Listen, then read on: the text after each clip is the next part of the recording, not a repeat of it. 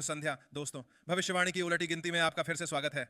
हम एक बार फिर देश और दुनिया भर में ऑनलाइन देखने वाले विभिन्न टेलीविजन नेटवर्कों के लोगों का स्वागत करना चाहते हैं। फोर्ट वर्थ क्रॉली क्षेत्र में हमारे स्थानीय दर्शकों का अभिवादन करना चाहता हूं। आज रात यहां आने के लिए धन्यवाद। हम समझते हैं कि कुछ बड़े तूफान आने वाले हैं, लेकिन हमें खुशी है कि आप यहां हैं। सुरक्षित गर्म स्थान। हम आज शाम को परमेश्वर के वचन का अध्ययन करेंगे। हमारे जो मित्र देख रहे हैं उन्हें बता दूं कि आज शाम हमारा मुफ्त ऑफर है अद्भुत फैक्ट्स की एक पत्रिका वन। पत्रिका अमेरिका इन बाइबल प्रोफेसी नामक सर्वाधिक लोकप्रिय पत्रिका है। ये मुफ्त है। अगर आप इसे प्राप्त करना चाहते हैं तो आप 4054 नंबर पर अमेरिका 25 शब्द भेजना चाहते हैं, या आप अपनी स्क्रीन पर दिखाई देने वाले क्यूआर कोड को स्कैन कर सकते हैं। आप इस पत्रिका का डिजिटल डाउनलोड पा सकेंगे।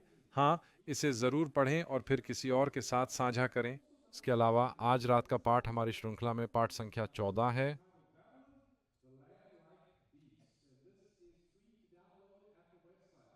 prophecycountdown.tv पर जाएं।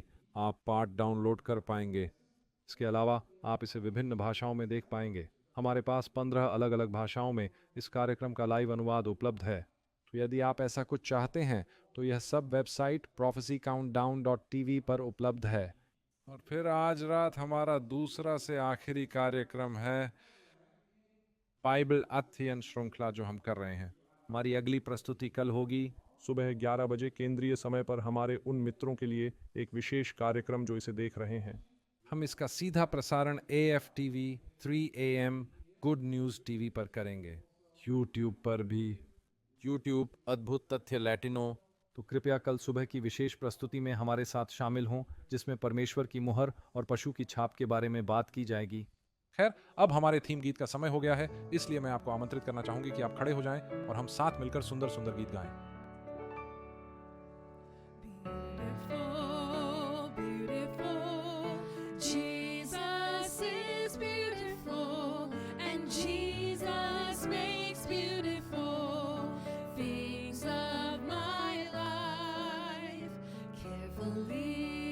Touching me, causing my eyes to see. Jesus makes beautiful things of my life. Turn your eyes upon Jesus. Turn your eyes upon Jesus. Look full in his wonderful face. And the things of earth will grow strangely dim in the light of his glory and grace. कृपया Tom groves द्वारा प्रस्तुत हमारी प्रारंभिक प्रार्थना के लिए खड़े रहें, जो सेवेंथ डे एडवेंटिस्ट के टेक्सास सम्मेलन के साथ। आइए प्रार्थना करें। सर्वशक्तिमान परमेश्वर, आज रात आपके वचन सुनने के लिए आने के निमंत्रण के लिए हम आपको धन्यवाद देते हैं। और पिता, जब हम पास्टर डॉग की बात सुनते हैं तो हम प्रार्थना करते हैं कि आपकी पवित्र इच्छा उस पर शक्तिशाली रूप से प्रकट हो। प्रभु, हम यहाँ उपस्थित प्रत्येक व्यक्ति के लिए, साथ ही ऑनलाइन देख रहे प्रत्येक व्यक्ति के लिए भी प्रार्थना करते हैं, आप उनसे बात करें। प्रभु, आज रात जब हम इस कार्यक्रम का समापन करेंगे तो हम ये जान सकेंगे कि हमने आपके साथ समय बिताया है। हमें आशीर्वाद दें और हमारी रक्षा करें। यीशु के नाम में हम प्रार्थना करते हैं, आमीन। आमीन। कृपया बैठ जाइए। आज सुबह हमारा विशेष संगीत हेवनली हारमोनीज द्वारा प्रस्तुत किया जाएगा और वे भगवान की भलाई का गीत साझा करेंगे।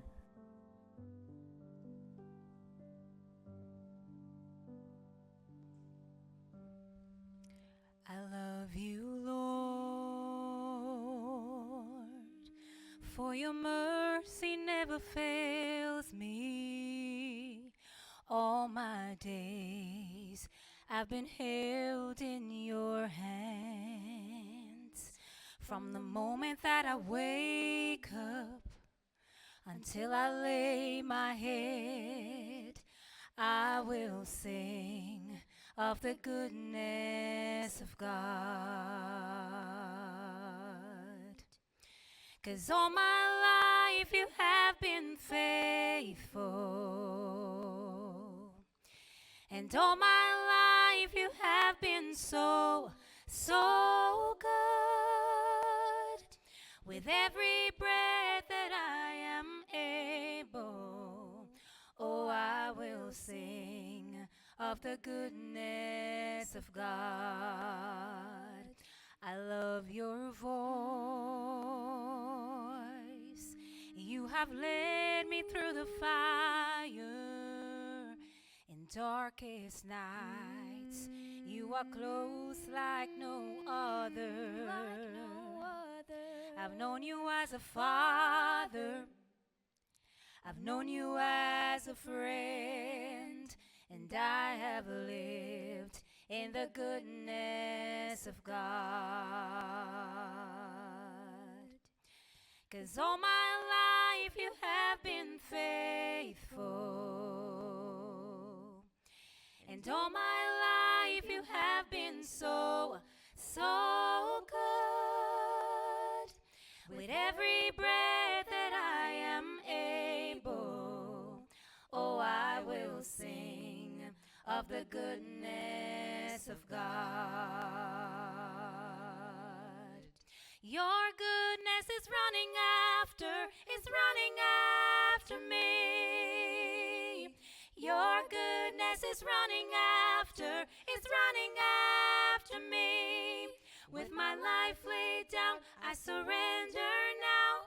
I give you everything. Your goodness is running after me. 'Cause all our lives he has been faithful. And all our lives he has been so, so good. With every breath that we are able, oh, we will sing of the goodness of God. Yes, we will sing of the goodness of God. Let us sing of the goodness of God.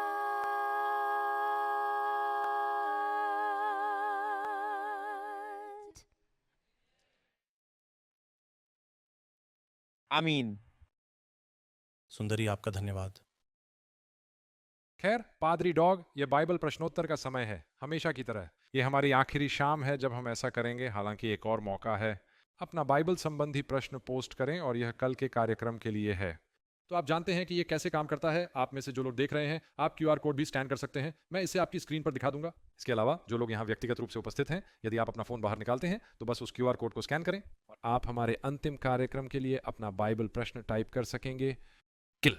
अब तक हमारे पास कुछ बेहतरीन प्रश्न आए हैं और post किए गए सभी प्रश्नों के लिए धन्यवाद।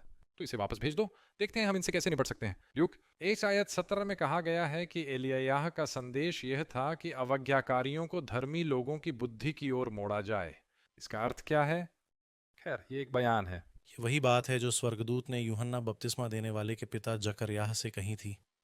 अपनी सेवकाई की भविष्यवाणी करते हुए यूहन्ना की सेवकाई यह थी कि पश्चाताप करो क्योंकि स्वर्ग का राज्य निकट है।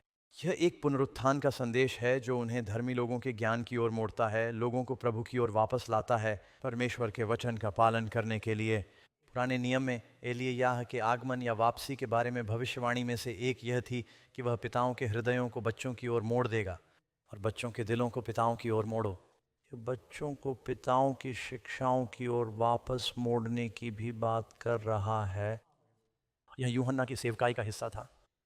ठीक है, अगला सवाल जो हमारा है, जिस दिन नया या पवित्र शहर स्वर्ग से उतरेगा, उस दिन से लेकर अब तक का समय कितना लंबा होगा, जब तक कि 1000 वर्ष के अंत में दुष्टों को आग से नष्ट नहीं कर दिया जाता? हाँ, इसमें लिखा है शैतान थोड़े समय के लिए अपने वर्तमान से मुक्त हो गया है। अब हम नहीं जानते कि यह कितने समय के लिए है। जाहिर है यह समय उसके लिए परमेश्वर के शहर पर हमले की योजना बनाने के लिए काफ़ी है। सभी पुनर्जीवित दुष्टों को संगठित करने के लिए एक समय अवधि है। मैं तो बस अटकलने लगा रहा हूँ।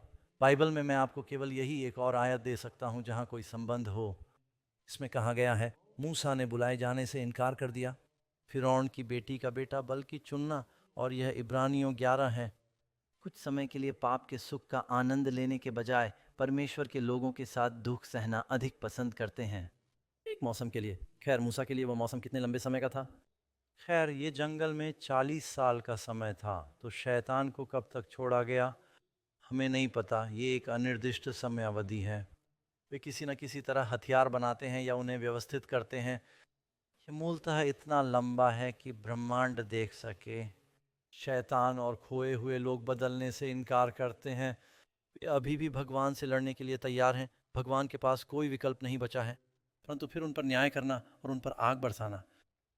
ठीक है, अगला प्रश्न कल रात की प्रस्तुति से संबंधित है। दानिएल 9:26 में क्या आप स्पष्ट कर सकते हैं कि राजकुमार के लोग कौन हैं जो आकर शहर को नष्ट कर देंगे, और वह कौन है जो एक सप्ताह के लिए वाचा बांधता है?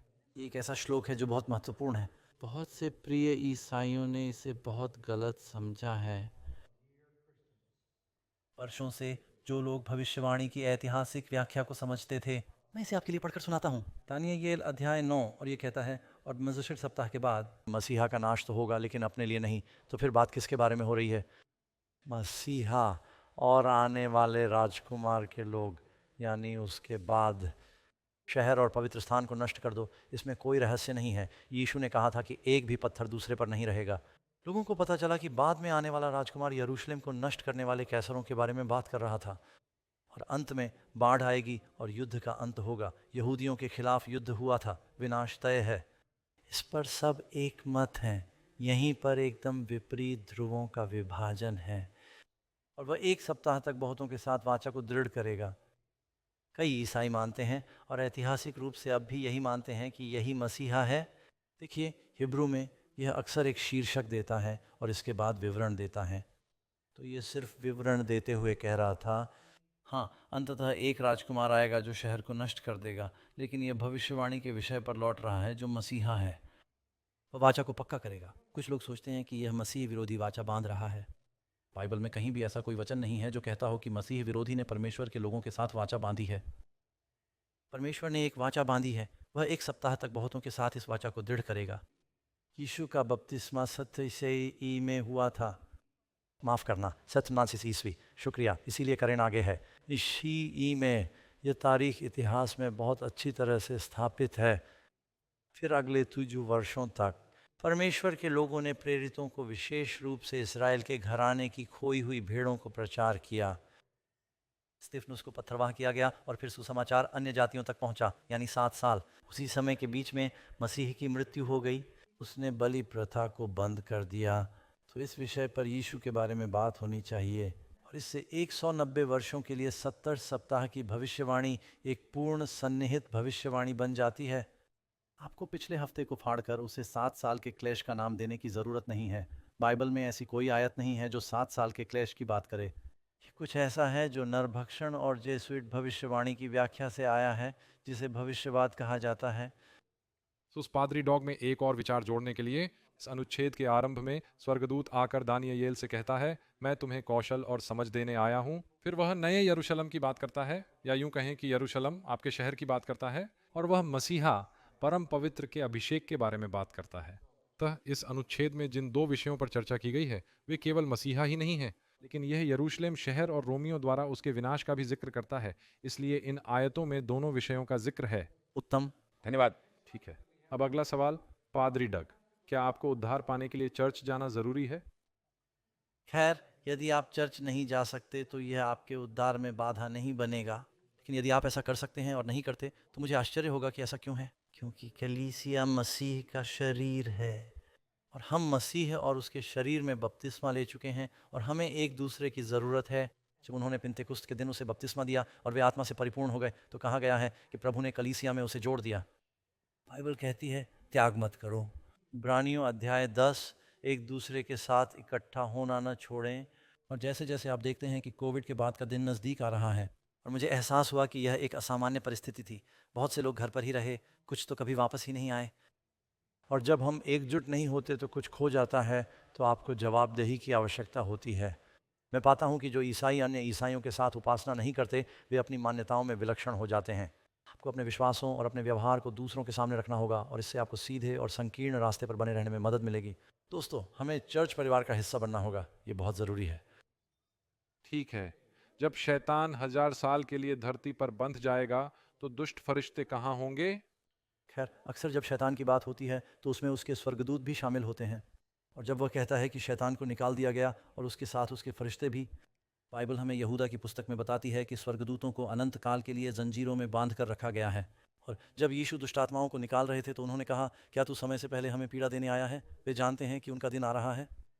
मत्ती अध्याय में हमें बताया गया है, 20वां पद संचिवीर, खैर दृष्टांत पद 30 से शुरू होता है कि बकरियों को शैतान और उसके दूतों के लिए तैयार की गई आग की झील में डाल दिया गया है।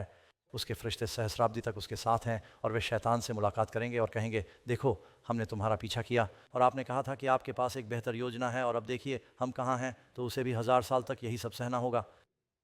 ठीक है, अगला सवाल जो हमारा है, जब नई पृथ्वी बनाई जाएगी तो क्या यीशु के हाथों और पैरों में कीलों के निशान तब भी होंगे?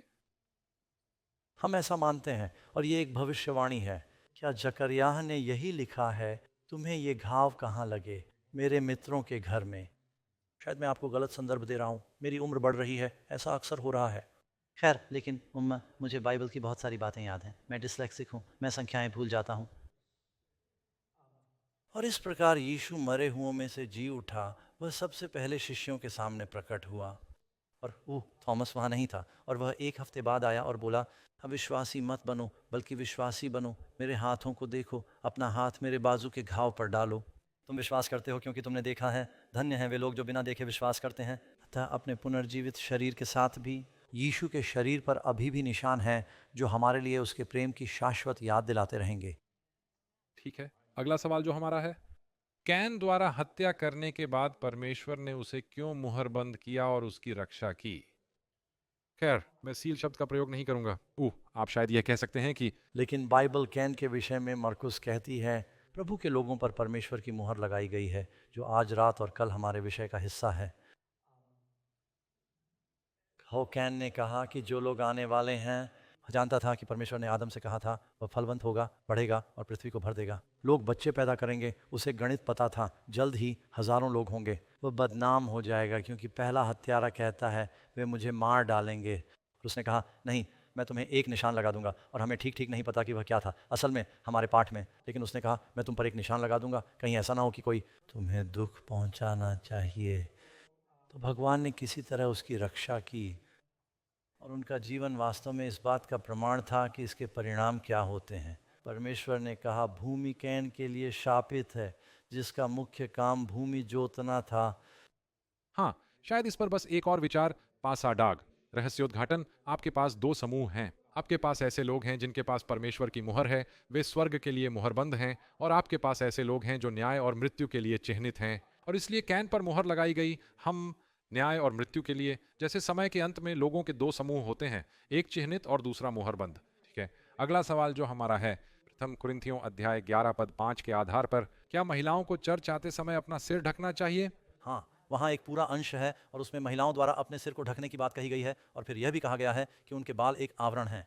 और बड़ा सवाल यह है कि यदि आप यात्रा करते हैं, तुम्हें पता है जब मैं और करण भारत में या रूस में होते हैं, आप देखेंगे कि चर्च में महिलाएं अक्सर अपना सिर ढकती हैं और वे इस अनुच्छेद का हवाला देती हैं। एक बात मैं कहूँगा, अगर आप ऐसा करने के लिए दृढ़ हैं तो आप पवित्र आत्मा का अनुसरण कर रहे हैं, इसमें कोई बुराई नहीं है। लेकिन बाद में इस अनुच्छेद में पौलुस कहता है, हमारे यहाँ ऐसी कोई प्रथा नहीं है। और इसलिए बड़ा सवाल यह है कि क्या पुराने नियम में कहीं भी ऐसा आदेश है कि महिलाओं को अपना सिर ढकना चाहिए? इसमें उनके चेहरे पर पर्दा डालने की भी बात कही गई है। मुझे ऐसा करते हुए बहुत अधिक चर्च नहीं दिखते, लेकिन ऐसा माना जाता है कि यह एक ऐसी प्रथा थी जिसे सम्मान का रिवाज माना जाता था। और जब वे सार्वजनिक रूप से प्रार्थना करते थे, उन्हें सम्मान के प्रतीक के रूप में अपने सिर ढकने थे। आपको कभी भी एक श्लोक के आधार पर सिद्धांत नहीं बनाना चाहिए। ऐसा करने के लिए आपको 2 या 3 गवाहों की आवश्यकता होगी।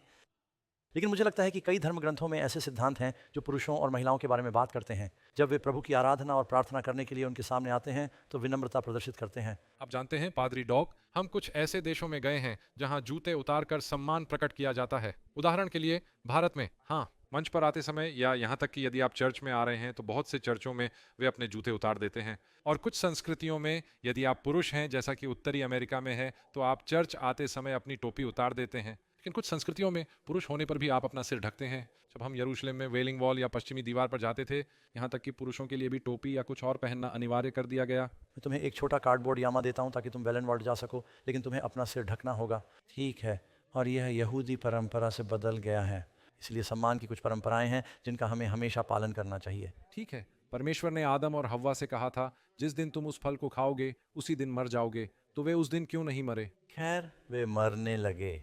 उन्होंने कहा, जिस दिन तुम वह फल खाओगे उसी दिन मर जाओगे। यही हिब्रू में अनुवाद है। आप मरना शुरू कर देंगे। अब यह दिलचस्प है, भजन 46 कहता है, प्रभु के यहाँ एक दिन 1000 वर्ष के समान है और 1000 वर्ष एक दिन के समान है। अब तक का सबसे वृद्ध व्यक्ति कितने वर्षों तक जीवित रहा? मतूशेलह। दरअसल यह हनोक है। मतूशेलह अब तक मरने वाला सबसे वृद्ध व्यक्ति है। हनोक अब तक का सबसे बूढ़ा आदमी है क्योंकि वह अभी भी जिंदा है। आमीन। ठीक है, लेकिन आप जानते हैं कि आप जानते थे कि मैं क्या कह रहा हूँ। इस प्रकार वह 959 वर्ष जीवित रहा। कोई भी मनुष्य सहस्राब्दी तक जीवित नहीं रहा।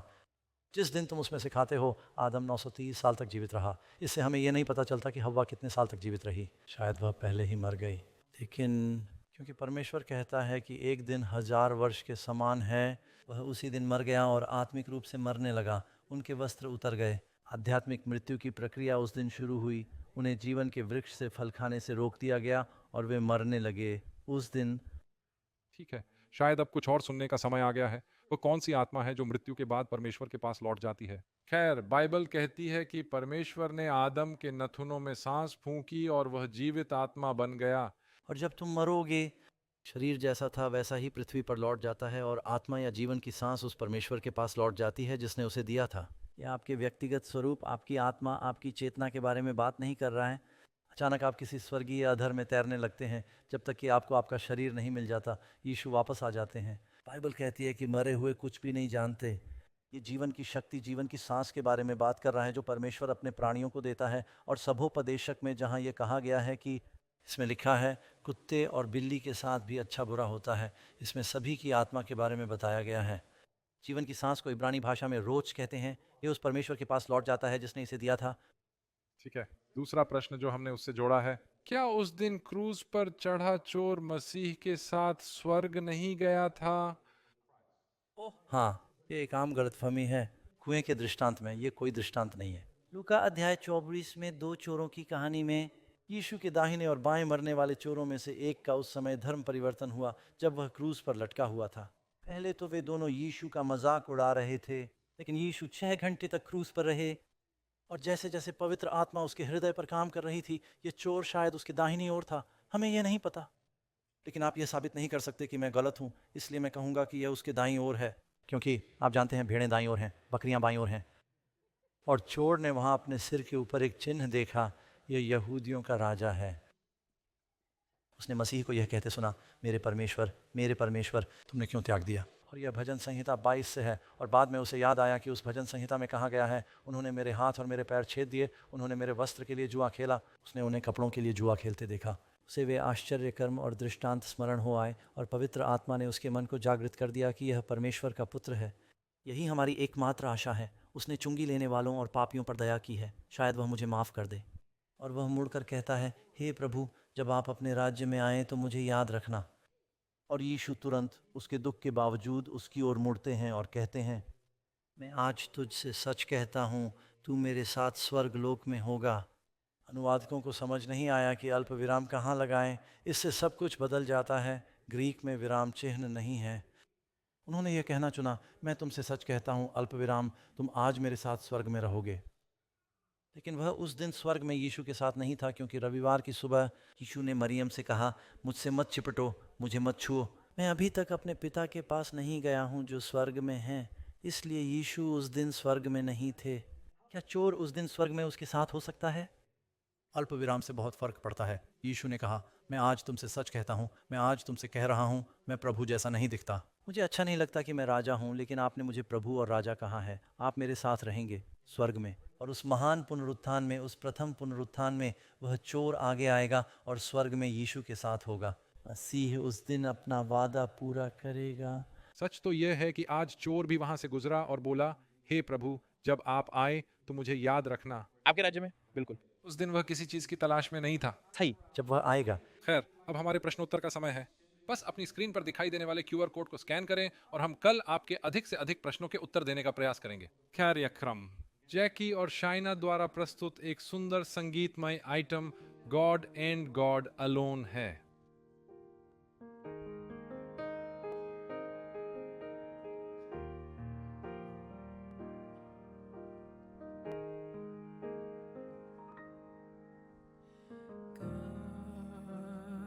God and God alone created all these things we call our own, from the mighty to the small, the glory in them all is God and God alone.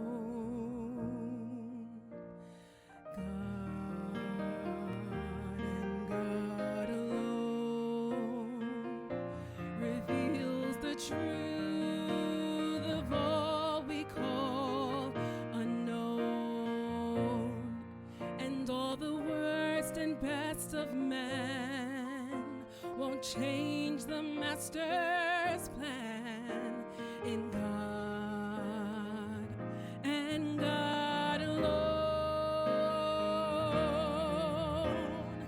God and God alone is fit to take the universe's throne. Let everything that lives reserve its truest praise for God and God alone.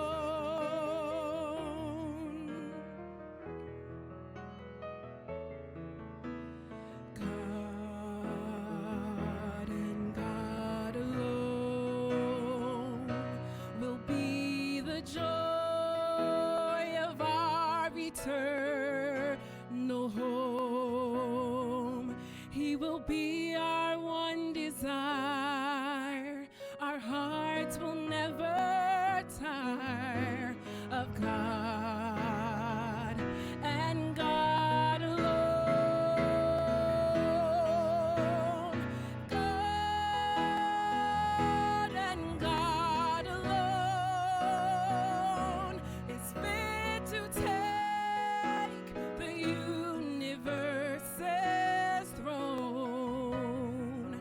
Let everything that lives reserve its truest praise for God and God alone. God and God alone is fit to take the universe's throne. Let everything that lives reserve its truest praise for God and God. Let everything that lives reserve its truest praise for God and God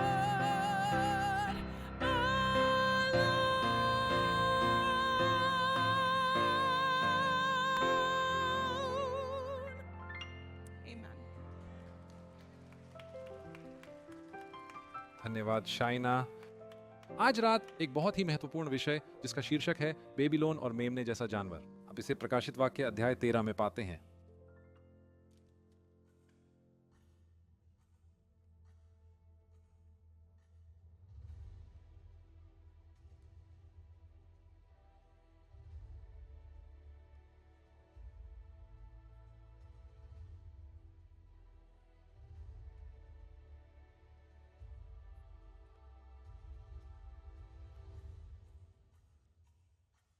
नमस्कार दोस्तों, भविष्यवाणी की उलटी गिनती श्रृंखला में एक बार फिर आपका स्वागत है। आगे क्या है और हम आज रात आगे क्या होगा इस बारे में बात करेंगे।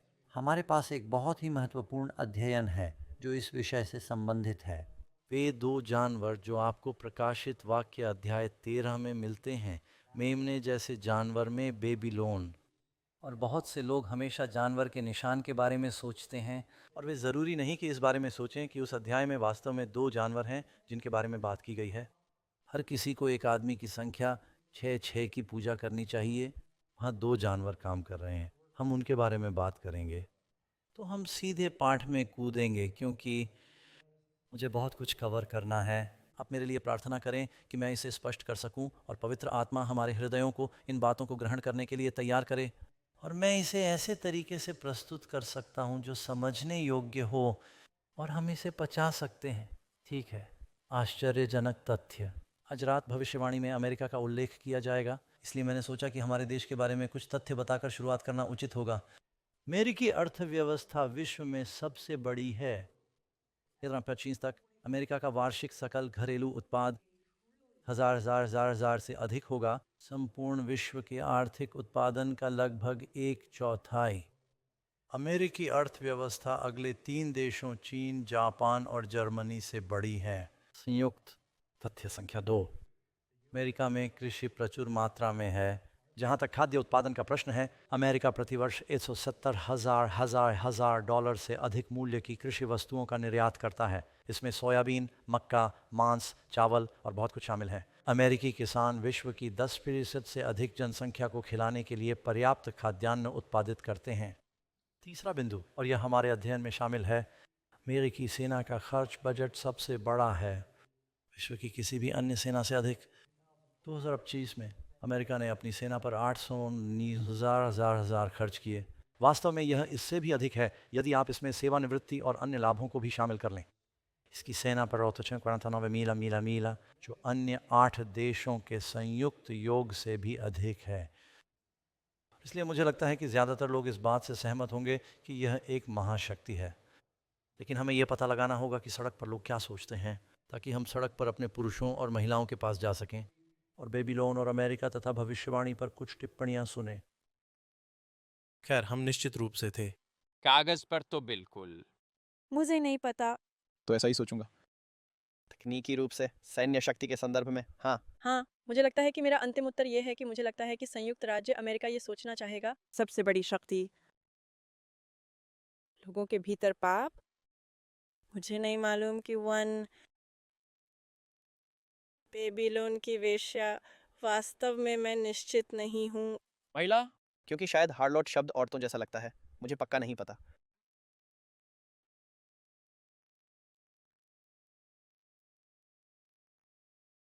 वह आइन मुझे ठीक से याद नहीं है। यह परमाणु ऊर्जा का प्रतिनिधि हो सकता है। मुझे यकीन नहीं है। ये मैं नहीं जानता। क्या यह बाजार नहीं है जो निशान देता है? क्या यह बाजार है? क्या वे जानवर का निशान देते हैं? एक ऐसी समस्या है जिस पर आप काबू पाने की कोशिश कर रहे हैं। खैर, अब सब कुछ बिल्कुल साफ है। क्या आप सहमत हैं? हम बस समापन प्रार्थना कर सकते हैं और कह सकते हैं, हम समझ गए बेबीलोन क्या है, वह पशु क्या है और पशु का चिन्ह क्या है। मुझे लगता है कि केवल एक ही चीज़ है जो हमारे दोस्त दे रहे थे। टिप्पणी, हम उन सभी लोगों का धन्यवाद करना चाहते हैं जिन्होंने इसमें भाग लिया। ये तो बस सड़क पर चलने वाले लोग हैं जिन्हें हमने माइक्रोफोन दिया है। तो क्या आप अपनी राय साझा करने को तैयार हैं? और इसके लिए उन्हें ना तो पहले से तैयार किया गया था और ना ही यह बताया गया था कि उन्हें क्या कहना है। और जब बात बेबीलोन के विषय पर आई तो आप तुरंत समझ गए। इस बात पर सार्वभौमिक सहमति थी, लेकिन उन्हें नहीं पता। खैर, यह हमें सीधे प्रश्न में ले जाएगा। हमारे पाठ में नंबर 1, मैं देख रहा हूँ कि आप में से कुछ लोग झुककर अपना पाठ पूरा कर रहे हैं। ये बहुत अच्छी बात है। जो लोग घर पर हैं वे इन पाठों का ऑनर दे सकते हैं। आप उन्हें भरें। यह अद्भुत है, तो आपको याद रखने में मदद करता है और आप इनका इस्तेमाल दूसरे लोगों को अध्ययन देने के लिए कर सकते हैं। हम अंतिम दिनों में सत्य चाहते हैं। क्या आप आमीन कह सकते हैं? आमीन। दूसरे स्वर्गदूत का क्या है? प्रकाशित वाक्य 14 में क्या संदेश है? यह प्रश्न 1 है। लेकिन सवाल यह है कि प्रकाशित वाक्य 14 में दूसरे स्वर्गदूत का संदेश क्या है? एक और स्वर्गदूत आया और बोला, ये क्या है? फाबुल गिर गया है। वह महान नगर इसीलिए कि उसने सभी राष्ट्रों को अपने व्यभिचार के प्रकोप की मदिरा पिलाई।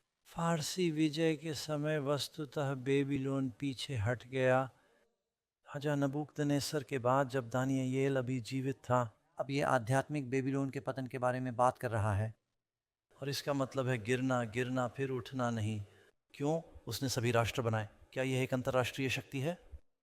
बेबीलोन वही शक्ति है जो सभी राष्ट्रों को एक निश्चित तरीके से उपासना करने के लिए मजबूर करती है। उसने अपने व्यभिचार के प्रकोप की मदिरा सभी राष्ट्रों को पिलाई। बाबुल और उसके बच्चों पर परमेश्वर का क्रोध बरसेगा। उनकी बेवफाई के लिए बाइबल में शराब सिद्धांत का प्रतिनिधित्व करती है। यीशु ने अपने सिद्धांत के बारे में बोलते हुए कहा, पुराना दाखरस नई मशकों में न रखो। उसकी मदिरा नई ताज़ा मशकें थीं। पुरानी मदिरा खमीरीकृत होती है, इससे लोग नशे में आ जाते हैं। वे साफ नहीं सोचते, वे भ्रमित हो जाते हैं। बड़बड़ाने का यही मतलब है, भ्रम। संख्या 2 प्रकाशित वाक्य 17 में परमेश्वर बेबीलोन का प्रतीक कैसे है? जिस स्त्री को तुमने देखा वह महान नगर है जो पृथ्वी के राजाओं पर शासन करता है। अब जब आप प्रकाशित वाक्य 17 पढ़ते हैं और इसमें इस वेश्या का वर्णन किया गया है, वह 7 सिर और 10 सींग वाले जानवर पर बैठा है और पानी से ऊपर आता है। भूमध्य सागर के बारे में बात कर रहे हैं। इस समय रोमन साम्राज्य भूमध्य सागर के किनारों से घिरा हुआ था। रोम का यह प्रायद्वीप ठीक इसके मध्य में है और इसमें कहा गया है कि स्त्री 7 सिरों के बीच बैठी है और वे 7 सिर 7 पहाड़ियाँ हैं। रोम को 7 पहाड़ियों का शहर कहा जाता है। आप इसे गूगल पर देख सकते हैं। 7 पहाड़ियों वाला प्रसिद्ध शहर कौन सा है? और जब यूहन्ना प्रकाशित वाक्य लिख रहा था तब पतमुस द्वीप पर कैद होकर कौन सा नगर संसार पर शासन कर रहा था? रोम। उस समय यह मूर्ति पूजक रोम था, जो पोप रोम। इसमें कोई संदेह नहीं कि यह कौन है। इसमें लिखा है, मैंने सिय्योन की बेटी की तुलना की है। सिय्योन की बेटी परमेश्वर के लोग हैं। उसकी कलीसिया एक सुंदर और नाजुक महिला को। प्रकाशित वाक्य में 2 स्त्रियां एक सच्ची कलीसिया है जो सूर्य, चंद्रमा और तारों से सुसज्जित है। ईश्वर का प्रकाश दूसरा सांसारिक श्रृंगार के साथ एक वेश्या के रूप में कपड़े पहने हुए है। परमेश्वर की कलीसिया का प्रतीक एक पवित्र स्त्री है। पतियों, अपनी पत्नियों से वैसे ही प्रेम करो जैसे मसीह कलीसिया से करता है। बाइबल की भविष्यवाणी कलीसिया को एक पवित्र स्त्री के रूप में दर्शाती है। इस महिला में दुनिया की रोशनी है। हम इस सेमिनार के जरिए उस रोशनी को बांटने की कोशिश कर रहे हैं। हम निश्चित हो सकते हैं कि प्रकाशित वाक्य 17 में वर्णित यह पतित स्त्री कौन है। श्लोक 18 में कहा गया है कि जब प्रकाशित वाक्य लिखा गया था तब वह शासन कर रही थी। इतिहास हमें बताता है कि यह बुतपरस्त रोम था। अंततः इसने राजधानी शहर में अपना अधिकार पोप रोम को सौंप दिया। कैथोलिक या रोमन कैथोलिक चर्च के नाम से ज़्यादा प्रसिद्ध। कैथोलिक शब्द का अर्थ है सार्वभौमिक। अब मुझे यहाँ जो कहना है वो कहना है। धीरे से एक छोटी सी अस्वीकरण घोषणा कर दीजिए। दोस्तों, मुझे वफादार रहना होगा और आपको बताना होगा कि भविष्यवाणी क्या कहती है। आपको पता होना चाहिए कि आगे क्या होने वाला है। मैं एक शिक्षक हूँ। मैं जो कुछ भी कहूँगा उसे धर्म ग्रंथों से प्रमाणित करूँगा और कुछ मामलों में यह इतिहास की पूर्ति होगी। मैं इसे प्यार से कहना चाहता हूँ। मैं जानता हूँ कि कुछ लोग जब पहली बार ये बातें सुनते हैं तो वे बिल्कुल हैरान हो जाते हैं।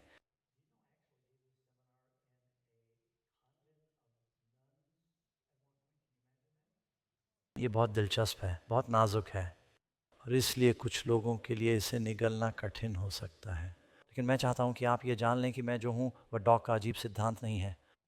जो मैं आपके साथ साझा कर रहा हूँ वह वास्तव में बहुत ही पुरानी शिक्षा जो प्रोटेस्टेंटों द्वारा खो दी गई है। मैं आपको यह साबित करने वाला हूँ। अब जॉन विक्लिफ को सुधार का सुबह का तारा कहा जाता है। वह एक कैथोलिक पादरी थे। सुनिए उन्होंने अपने चर्च के साथ जो कुछ हुआ उसके बारे में क्या लिखा। हम मानते हैं कि इन सभी दुष्ट लोगों का मुखिया मसीह विरोधी रोम का पोप है। एक कैथोलिक पादरी है, ठीक है। उन्होंने पहला अनुवाद अंग्रेजी में किया। उन्होंने उन्हें मना कर दिया। वे नहीं चाहते थे कि वह बाइबल का लैटिन से अंग्रेजी में अनुवाद करें। उन्होंने कहा कि लोगों को यह जानना ज़रूरी है कि उसमें क्या लिखा है ताकि वे स्वयं अध्ययन कर सकें। जॉन हंस, जिन्हें सूली पर जला दिया गया, वे भी एक कैथोलिक पादरी थे। कि उन्होंने कहा पोप सच्चा मसीह विरोधी है जिसके बारे में लिखा है कि वह परमेश्वर के मंदिर में परमेश्वर के लोगों के बीच बैठता है जहां मसीह की पूजा की जाती है। यही तो मैं आपको बता रहा हूं दोस्तों। इंजीलवादी दुनिया यहूदी राष्ट्र द्वारा अपने लिए एक मंदिर के पुनर्निर्माण का इंतजार कर रही है। सभी प्रोटेस्टेंट सुधारक जानते थे कि इसका क्या मतलब है। ये परमेश्वर की आत्मिक कलीसिया है, आत्मिक मंदिर है जिस पर यह मसीह विरोधी शक्ति बैठी है। मार्टिन लूथर, प्रदर्शनकारियों में सबसे प्रमुख प्रोटेस्टेंट सुधार के संस्थापक, एक कैथोलिक पादरी, उन्होंने चर्चा शुरू करने के लिए अपने 50वें सिद्धांतों को प्रस्तुत किया विटेनबर्ग के दरवाजे। उसे नहीं पता था कि यह धार्मिक दुनिया को उलट-पुलट कर देगा। पादरी एक अनुपस्थित मुखिया की जगह पर है। ऐसा पादरी और क्या है सिवाय मसीह विरोधी के? मुझे पता है और मुझे यकीन है कि पोप का पद बेबीलोन का राज्य है। इस बात पर कोई सवाल नहीं है कि वह महिला कौन है। अब हम 1 मिनट में अमेरिका पर पहुंचेंगे, लेकिन आप में से कुछ लोग प्रकाशित वाक्य 13 में इस पहले पशु के पहले भाग से चूक गए हैं। हम इसकी समीक्षा कर रहे हैं। जॉन कैल्विन के संस्थापकों में से एक, पोप ने अपने चर्च को इतना भ्रष्ट कर दिया है कि वह एक कैथोलिक पादरी थे।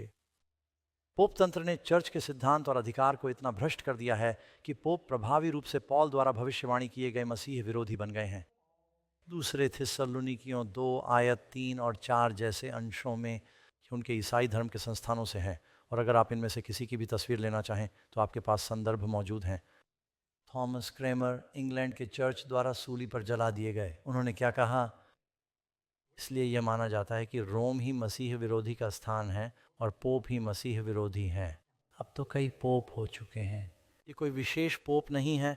कुछ पोप अच्छे होते हैं, कुछ नहीं। कुछ आध्यात्मिक होते हैं, कुछ नहीं। स्वर्ग में भी कुछ पोप हो सकते हैं। सुन रहे हो, हम यहाँ इसी पद की बात कर रहे हैं। तो हम स्थिति के बारे में बात कर रहे हैं। ये विचार कि मनुष्य को ईश्वर कहलाने वाले पद पर होना चाहिए या उसकी पूजा की जानी चाहिए, बाइबल के अनुरूप नहीं है। और वे इसी विषय पर बात कर रहे थे। मैं इसे कई अन्य धर्म ग्रंथों से भी सिद्ध कर सकता हूँ। दानियेल और प्रकाशित वाक्य में पुराने लेखकों और मजबूत तर्क का प्रयोग किया गया है। रोजर विलियम्स उत्तरी अमेरिका में धार्मिक स्वतंत्रता के संस्थापकों में से एक बैप्टिस्ट, उन्होंने पोप को धरती पर ईसा मसीह का छद्म प्रतिनिधि बताया, जो परमेश्वर के मंदिर पर परमेश्वर के रूप में विराजमान है। देखिए, वे सभी मानते हैं कि वह मंदिर एक आध्यात्मिक मंदिर था। वह स्वयं को न केवल उन सब से ऊपर रखता है जिन्हें परमेश्वर कहा जाता है, बल्कि अपने सभी अधीनस्थों की आत्माओं और अंतःकरणों से भी ऊपर रखता है। आप जानते हैं, वर्षों तक कैथोलिक चर्च ने सिखाया कि किसी भी प्रोटेस्टेंट को बचाया नहीं जा सकता, और बहुत से लोग अभी भी उस शिक्षा पर कायम हैं। जॉन वेस्ले, यदि आप मेथोडिस्ट हैं तो मेथोडिस्ट चर्च के संस्थापक, उसने कहा वह है जो स्वयं को उन सब से ऊपर रखता है जिन्हें ईश्वर कहा जाता है या जिनकी पूजा सर्वोच्च शक्तियों का दावा करते हुए की जाती है, और सर्वोच्च सम्मान यह दावा करते हुए कि विशेषाधिकार केवल ईश्वर के हैं। स्पर्जन ने प्रचारकों के राजकुमार को बैप्टिस्ट कहा था। मैं कभी कभी उनके उपदेश पढ़ता हूँ। वह कितने शानदार ईसाई थे और प्यूरिटन लेखकों के बहुत बड़े पाठक थे, और कई वर्षों तक इंग्लैंड के मेट्रोपॉलिटन चर्च में प्रचार किया। देखो, उसके माथे पर नाम लिखा है, रहस्यपूर्ण बाबुल महान, पृथ्वी की वेश्याओं और घृणित वस्तुओं की माता। रोम का चर्च और उसकी शिक्षाएं बकवास का एक विशाल पहाड़ हैं। परमेश्वर के सत्य को ढांपने वाली बात क्या मिट्टी में मिला दिया गया? दानियेल अध्याय 8, सत्य मिट्टी में मिला दिया गया। प्रोटेस्टेंट सुधारकों ने यही सिखाया। लेकिन जानते हो दोस्तों, ये कहना राजनीतिक रूप से सही नहीं है कि मैं क्या कह रहा हूँ या उन्होंने क्या कहा, लेकिन उन्होंने कहा यदि आप बाइबल खरीदने जा रहे हैं, सभी सुधारकों ने यही सिखाया है। आपने आखिरी बार इस पर कोई उपदेश कब सुना था? इसे निर्दयी माना जाता है। आप जानते हैं, कुछ देश ऐसे हैं जहां मैं इसका प्रचार नहीं कर सकता। इसे नफरत भरी भाषा कहते हैं और वे आपको जेल में डाल देंगे। लेकिन आप तो सिर्फ बाइबल की भविष्यवाणियों की व्याख्या कर रहे हैं। मैं अभी ख़त्म नहीं हुआ हूँ। वेस्टमिंस्टर के इकबालियाँ बयान में बहुत सारी सच्चाई छिपी है। प्रभु यीशु मसीह के अलावा चर्च का कोई अन्य प्रमुख नहीं है, और न ही रोम का पोप किसी भी मायने में प्रमुख हो सकता है। परंतु क्या वह मसीह विरोधी पाप का मनुष्य है? विनाश का पुत्र जो मसीह की कलीसिया में मसीह और उन सब के विरुद्ध स्वयं को बड़ा ठहराता है जिन्हें परमेश्वर कहा जाता है। पुस्तक में गवाहों के एक महान बादल, ये वाइक्लिफ कहता है। टिंडेल, क्या आपने कभी टिंडेल बाइबल के बारे में सुना है? उन्होंने बाइबल का अंग्रेजी में अनुवाद किया था। लूथर, केल्विन, क्रेमर 17वीं सदी में, बनियन। क्या आपने कभी जॉन बनियन द्वारा लिखित पिलग्रिम्स प्रोग्रेस पढ़ी है? किंग जेम्स बाइबल के अनुवादक, किंग जेम्स बाइबल के सभी अनुवादक, और वे लोग जिन्होंने वेस्टमिंस्टर और बैप्टिस्ट कन्फेशंस ऑफ फेथ प्रकाशित किया, sir Isaac Newton, Wesley, George Whitefield, Jonathan Edwards, और हाल ही में स्पर्जन, बिशप जे.सी.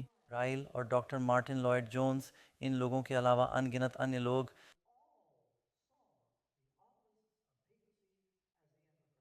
अर्थात पहला जानवर प्रकाशित वाक्य 13 में यूरोप पर आधारित। लेकिन अब हम दूसरे पशु के बारे में बात करने जा रहे हैं, हमारे देश में स्थित है। अब हम सब इसमें एक साथ हैं क्योंकि मैं तकनीकी रूप से प्रोटेस्टेंट हूँ। मुझे अपने देश से प्यार है। मैं अपना पासपोर्ट संभाल कर रखूँगा। जब मैं विदेश से घर आता हूँ तो कभी कभी मुझे धरती को चूमने का मन करता है। तो मुझे अपने देश से प्यार है, लेकिन भविष्यवाणी कहती है कि कुछ बुरा होने वाला है। आप देखेंगे। मैंने उस स्त्री को संतों के खून और यीशु के शहीदों के खून से नशे में देखा। ये हमें बताता है कि यह स्त्री, ये अविश्वासी चर्च एक सताने वाली शक्ति बन गई थी। अब आपको इस बात पर आश्चर्य नहीं होना चाहिए कि एक धार्मिक संगठन एक ईश्वरीय शक्ति के रूप में शुरू हो सकता है और एक सताने वाली शक्ति बन सकता है। यहूदी लोग परमेश्वर के लोग थे। लेकिन क्या उन्होंने नबियों पर पत्थरवाह नहीं किया और यीशु मसीह को नहीं मारा?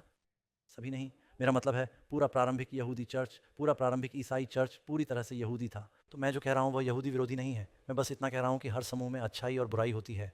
सही कहा ना? मैंने अभी आपको सुधारकों के जो उद्धरण पढ़कर सुनाए वे कैथोलिक पादरियों से शुरू हुए थे। लेकिन उन्होंने कहा हमें एक जागृति की ज़रूरत है, हमें बाइबल की ओर लौटना होगा। लेकिन इसके बजाय उन्हें बहिष्कृत कर दिया गया और इस प्रकार उन्होंने प्रोटेस्टेंट आंदोलन शुरू किया। इससे ईसाई चर्च के साथ जो हो रहा था उसका विरोध हुआ। उसके माथे पर एक नाम लिखा है, रहस्यमय बाबुल, पृथ्वी की वेश्याओं और घृणित वस्तुओं की माता। अब रुको, क्या वह अकेली है या उसकी बेटियां हैं? एक औरत क्या दर्शाती है? एक चर्च, एक वेश्या की बेटियां अच्छी हैं या बुरी? तकनीकी रूप से इसका मतलब है कि वे अपनी शिक्षा में माँ के कुछ व्यवहार को बरकरार रखते हैं कि एक वेश्या की बेटियों में कुछ नाजायज़ बात है। रोमन चर्च से बहुत सारे चर्च निकले, लेकिन वे पूरी तरह से नहीं निकले। वे अभी भी अपनी शिक्षाओं में बने हुए हैं। रोम की कुछ शिक्षाएं जो बाइबल या यीशु की शिक्षाओं में नहीं थीं।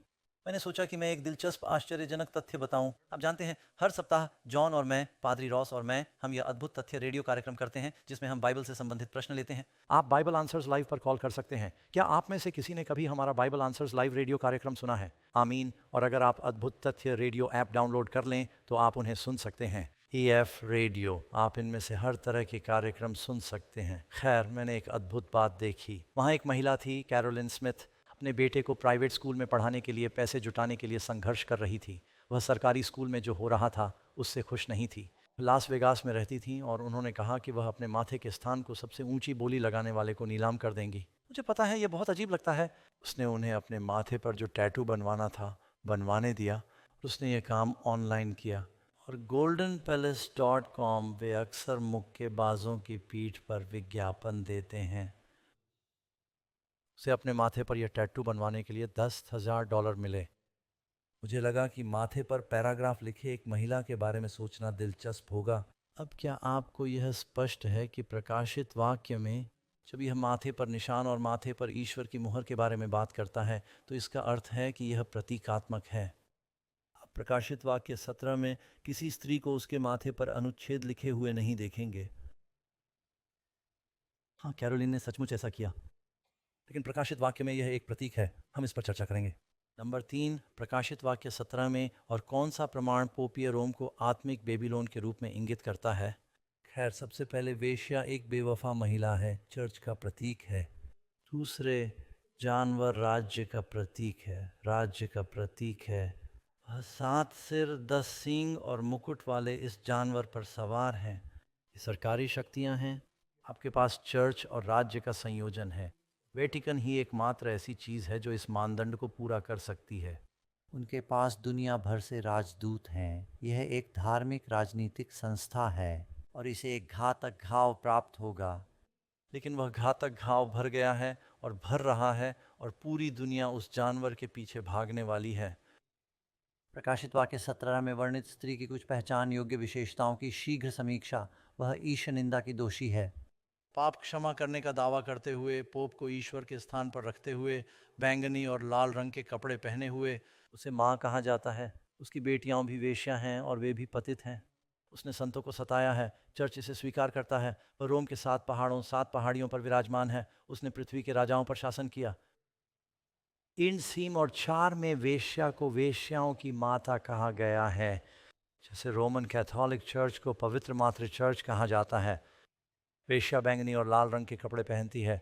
रोमन कैथोलिक बिशप और कार्डिनल भी बिल्कुल यही रंग पहनते हैं। रोमन कैथोलिक चर्च ने संतों पर अत्याचार करने और पृथ्वी के राजाओं पर शासन करने की बात स्वीकार की है। स्पेन या यूरोप के किसी भी चर्च में जाए और वे तुम्हें यातना कक्ष दिखाएंगे। और आप इंक्विजिशन के बारे में पढ़ सकते हैं। वेश्या जानवर पर बैठती है। सिर बुत परस्त रोम के 7 विभाग, यूरोप के 7 राज्य हैं। अब उन्होंने अपनी सीमाएं कई बार स्थानांतरित कर दी हैं, लेकिन 10 एक तरह से शुरुआती संख्या थी। जर्मनी, फ्रांस, स्वीडन, इटली के लिए एंग्लो सैक्सन इत्यादि। आपको वहाँ रंग दिख रहे हैं, बहुत साफ दिख रहे हैं। फादर जॉन ओब्रायन के इस उद्धरण पर ध्यान दीजिए। शनिवार के बजाय रविवार का पालन, यह मात्र चर्च की याद दिलाता है।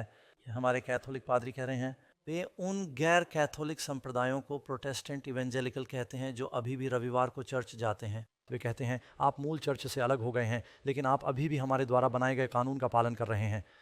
हम ही हैं जिन्होंने शनिवार का दिन बदल कर रविवार कर दिया, लेकिन आप अभी भी हमारे कानूनों का पालन करते हैं, तो फिर उन सभी का पालन क्यों नहीं करते? वेश्या बेटियां और अन्य ईसाई संप्रदाय अभी भी अपने हृदय में पोटपुरी के अवशेष रखते हैं। प्रकाशित वाक्य 13 और 7 में बताए गए जानवरों की तुलना कैसे की जाती है? समानताओं पर गौर कीजिए। मैं समुद्र की रेत पर खड़ा था, मैंने एक जानवर देखा, समुद्र से ऊपर उठता हुआ। उसके 7 सिर और 10 सींग थे, और उसके सींगों पर, उसके सिर पर 10 मुकुट और निंदा भरे नाम अंकित थे। दानियेल 7 में भी इस पशु को ईश निंदा करते हुए वर्णित किया गया है, वही पशु शक्ति। प्रकाशित वाक्य 14 में देखिए, लाल रंग का जानवर ईश निंदा के नामों से भरा हुआ, 7 सिर 10 सींग। प्रकाशित वाक्य 13, प्रकाशित वाक्य 12, प्रकाशित वाक्य 17, वही पशु। दोस्तों, आपने कितनी बार 7 सिर और 10 सींग वाला जानवर देखा है? क्या मतलब है? हम एक ही जानवर के बारे में बात कर रहे हैं। क्या हम इस बात पर सहमत हैं कि यह एक ही शक्ति है? ईश्वर ने इसे 3 बार कहा है, इसलिए कोई गलतफहमी नहीं है। बेबीलोन शब्द का अर्थ और उत्पत्ति क्या है? आइए हम आपको उत्पत्ति 11 पर ले चलते हैं। आओ हम एक नगर और एक मीनार बनाएं जिसका शिखर स्वर्ग से ऊंचा हो। आओ हम अपना नाम बनाएं, ऐसा उसने कहा।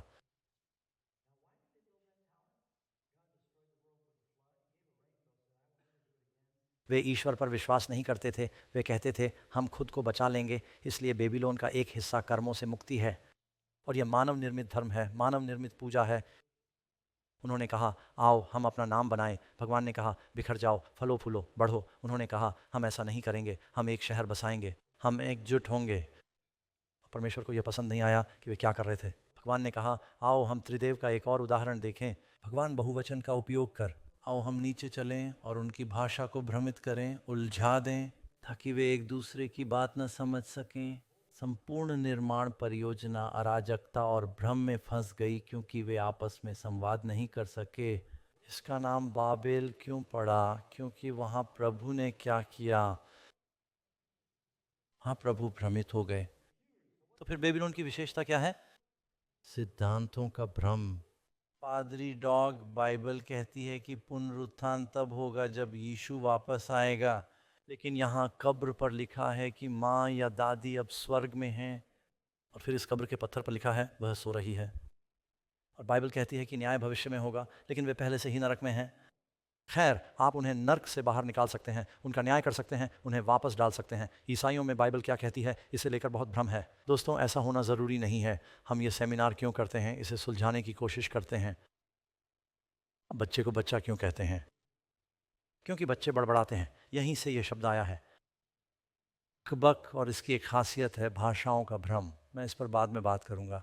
क्रमांक 6, परमेश्वर अपने लोगों को बाबुल छोड़ने के लिए आग्रह करते समय उसका वर्णन कैसे करता है। अब मैं आज रात एक अपील करूंगा। जब तुम आए थे तो तुम्हें एक कार्ड मिला था, क्योंकि परमेश्वर कहता है मेरे लोगों, उसमें से बाहर निकल आओ। आप किसी चीज़ से बाहर आकर कहीं नहीं जा सकते। वह चाहता है कि हम किसी चीज़ से निकलकर किसी चीज़ में प्रवेश करें।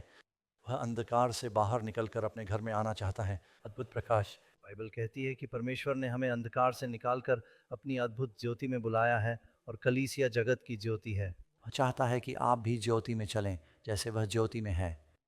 उसने झूठ बोलकर ऊंचे शब्द से पुकार कर कहा, बड़ा बाबुल गिर गया है, गिर गया है, ये राक्षसों का निवास स्थान बन गया है। क्या आप वहां रहना चाहते हैं जहां राक्षस हैं? और हर बुरी आत्मा का कारागार, सिर्फ आत्मा का नहीं बल्कि एक बुरी आत्मा का, और हर अशुद्ध घृणित पक्षी का पिंजरा, शवों को खाने वाले गिद्धों का स्थान। बेबीलोन पर श्राप आने वाला है और परमेश्वर अपने लोगों को बुला रहा है। वह क्या कहता है? मैं इस बात पर जोर नहीं दे सकता। मैंने एक और आवाज़ सुनी, स्वर्ग से कह रहा है, उसमें से बाहर निकलो। क्या हम सब जानते हैं कि वह कौन है? सच, सच्चे चर्च से या झूठे चर्च से? झूठा चर्च और उसकी बेटियां। हे मेरे लोगों, उसमें से बाहर आओ। क्या यीशु के लोग अनेक भिन्न कलीसियाओं में हैं? मित्रों, आपने मुझे यह कहते सुना होगा, आप स्वर्ग में कैथोलिकों को देखेंगे, स्वर्ग में प्रोटेस्टेंटों को देखेंगे, कई अलग अलग संप्रदायों को देखेंगे। परमेश्वर के अपने लोग हैं, वे उस प्रकाश में चल रहे हैं जो उनके पास है। वो हमसे यह उम्मीद नहीं करता कि हम उन बातों के अनुसार जिएं जिन्हें हम नहीं जानते। वो कहते हैं, यदि तुम जानते हो और पाप करते रहोगे तो तुम्हें बहुत मार पड़ेगी। जिसे बहुत कुछ दिया जाता है उससे बहुत कुछ अपेक्षित होता है। इसलिए परमेश्वर देखता है कि हम क्या जानते हैं। आप अच्छे माता पिता हैं, आप अपने बच्चों को उन नियमों का उल्लंघन करने पर सजा नहीं देते जिनके बारे में उन्हें पता ही नहीं था, है ना? परमेश्वर एक न्यायी है। बाबुल में ऐसे लोग हैं जो अपनी ज्योति में चल रहे हैं, लेकिन आखिरी दिनों में वह अपनी कलीसिया को बाइबल की सच्चाई पर फिर से एक साथ बुला रहा है। आमीन। ये बात समझ में आनी चाहिए कि आखिरी दिनों में एक बड़ा भूचाल आने वाला है। हर किसी पर जानवर की छाप या परमेश्वर की मुहर होगी। इसलिए यीशु के आने से पहले कुछ तो होना ही चाहिए जहां कंपन होने वाला है और लोग सत्य के लिए अपना पक्ष लेंगे और एक साथ वापस आएंगे और यीशु एक संयुक्त चर्च के लिए आएंगे। शैतान ने क्या कहा? हमारे एक दूसरे से प्रेम से वे सब जान जाएंगे कि तुम उसके चेले हो। शैतान ने यीशु को यह कहते सुना और वह किसी भी अन्य धर्म से अधिक ईसाई चर्च को विभाजित करने का प्रयास कर रहा है ताकि दुनिया हंसे ईसाइयों पर, क्योंकि हम सब असहमत हैं, हम खंडित हैं। मैं ये संदेश दे रहा हूं कि ईश्वर लोगों को एक साथ वापस बुला रहा है, किसी क्लब का हिस्सा बनने के लिए नहीं, बल्कि सत्य पर खड़े होना है। सत्य तुम्हें स्वतंत्र करेगा। सत्य कहाँ है? यीशु कहते हैं, तेरा वचन सत्य है। हम आपको वही बता रहे हैं जो बाइबल कहती है। परमेश्वर अपने लोगों को बुला रहा है और वह आपको भी बुला रहा है। यदि आप परमेश्वर की शेष कलीसिया का हिस्सा नहीं हैं तो वह आपको बुला रहा है। बाबुल से क्यों बाहर निकलो, कहीं ऐसा ना हो कि तुम पर उसकी विपत्तियां आ पड़ें। अपने प्रकाशित वाक्य में 7 विपत्तियों के बारे में पढ़ा है। संख्या 7। यीशु बाबुल पर दुनिया को अपनी मदिरा से मतवाला करने का आरोप लगाते हैं। यह क्या दर्शाता है? स्त्री के हाथ में घिनौनी वस्तुओं और उसके व्यभिचार की अशुद्धता से भरा हुआ सोने का कटोरा है। यह किन्वित प्रदूषित है। झूठी शिक्षाएं जो ईसाई धर्म में घुस गए हैं, पृथ्वी के निवासियों को उसके व्यभिचार की शराब से मतवाला बना दिया गया है। जब मैं धार्मिक त्योहारों के दौरान लोगों को मूर्तियां लेकर सड़कों पर मार्च करते देखता हूं,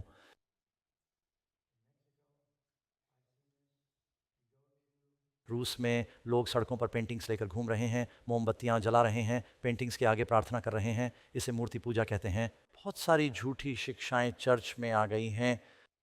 पृथ्वी के निवासियों को नशे में धुत कर दिया गया है। नई शराब। यीशु ने अंतिम भोज में अपने शिष्यों को जो रक्त अर्पित किया वह उसके रक्त का प्रतीक है। और शुद्ध सुसमाचार बेबीलोन की शिक्षाओं के विपरीत था। ये जीवन को मदहोश कर देने वाले हैं, ये आकर्षक हैं, लोग इनके आदी हो जाते हैं। धर्म शराब के आदी हो जाते हैं। झूठी शिक्षाएं जो लोगों को आध्यात्मिक रूप से नशे में डाल देती हैं। अब मैंने यह तस्वीर एक कैथोलिक चर्च के सामने ली है। मैंने चर्च का नाम छिपा दिया है, लेकिन वे इतने दयालु थे कि उन्होंने 10 आज्ञाएं बाहर रख दी। वे लॉन पर हैं। मुझे नहीं पता कि आपने गौर किया है कि यहाँ कुछ गड़बड़ है या नहीं। यदि आप अपनी बाइबल में देखें तो आप पाएंगे कि वहाँ दूसरी आज्ञा नाम की कोई चीज़ है। दूसरी आज्ञा कहती है, तुम अपने लिए कोई भी अपराध नहीं करोगे। खुदी हुई मूर्तियाँ, ऊपर आकाश या नीचे पृथ्वी पर किसी भी चीज़ की समानता, या पृथ्वी के नीचे का जल, तुम उनके आगे झुककर उनकी सेवा मत करो, क्योंकि मैं यहोवा तुम्हारा परमेश्वर, मैं ईर्ष्यालु ईश्वर हूँ, जो मुझसे घृणा करने वालों के पिताओं के अधर्म का दंड उनकी 3री और 4थी पीढ़ी तक के बच्चों को देता हूँ, और जो मुझसे प्रेम रखते और मेरी आज्ञाओं को मानते हैं उन हज़ारों पर करुणा करता हूँ। तू 10 आज्ञाओं में से इतना कुछ कैसे भूल गया?